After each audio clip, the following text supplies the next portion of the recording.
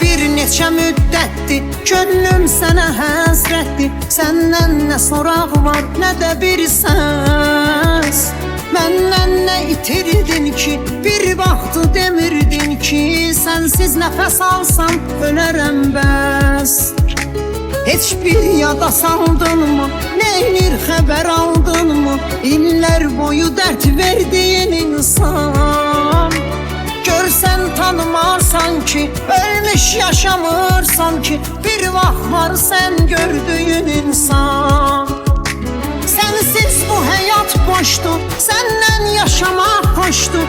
İnsan sevənin çöllərə salmaz. Gəl gör necədir halım, üzdün məni ey zalım. Hisslərlə axı oynamaq olmaz.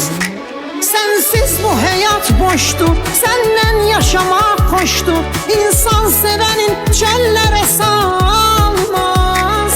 Gəl gör necədir halım, üzdün məni ey zalım. Hisslərlə axı oynamaq olmaz.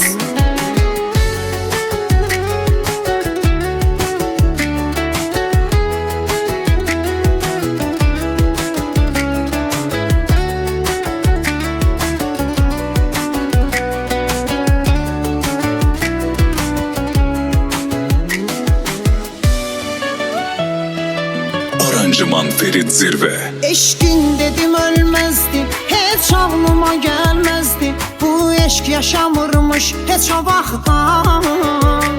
Mən bilmədim əslində, öz sevgini gizlində dəfn eyləmisənmiş demə çoxdan. Sən qorx bu günahlardan, mən çəkdiyim ahlardan. Bir vaxtı gələr sən də çəkərsən.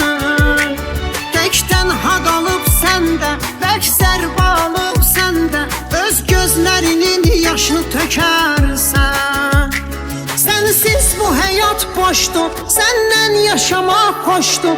İnsan sevənin çöllərə salmaz. Gəl gör necədir halım, üzdün məni ey zalım. Hisslərlə axı oynamaq olmaz. Sənsiz bu həyat boşdur, səndən yaşamaq xoşdur. İnsan sevənin çöllərə salmaz. Gəl gör necədir halım, üzdün məni ey zalım. Hisslərlə axı oynamaq